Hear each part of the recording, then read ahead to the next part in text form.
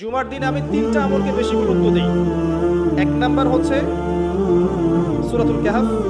যেটা আপনাকে মাসিহুদ দাজ্জাল থেকে বাঁচাবে। দুই নাম্বার বেশি থেকে বেশি দরুদ পড়া, এই দিন দরুদ পেশ করা হয় নবী সাল্লাল্লাহু আলাইহি ওয়াসাল্লামের কাছে। আর তিন নাম্বার এটা যেটা আপনাদেরকে শেয়ার করছি, সেটা হলো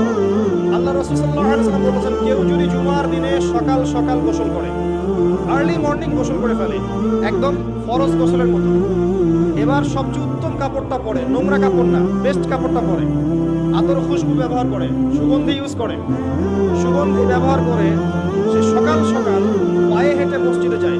বাহনে চড়ে নয়, পায়ে হেঁটে মসজিদে গিয়ে ইমাম বয়ান খুতবা শুরু করার আগেই মসজিদে চলে গেছে, ইমামের কাছাকাছি বসে, কাউকে কষ্ট দেয় না, ইমাম খুতবা দিচ্ছে সে চুপচাপ শুনছে, কাউকে কষ্ট দেয় না, এমনকি পাশে কেউ কথা বলে তাকে এতটুকু বলে না চুপ করো।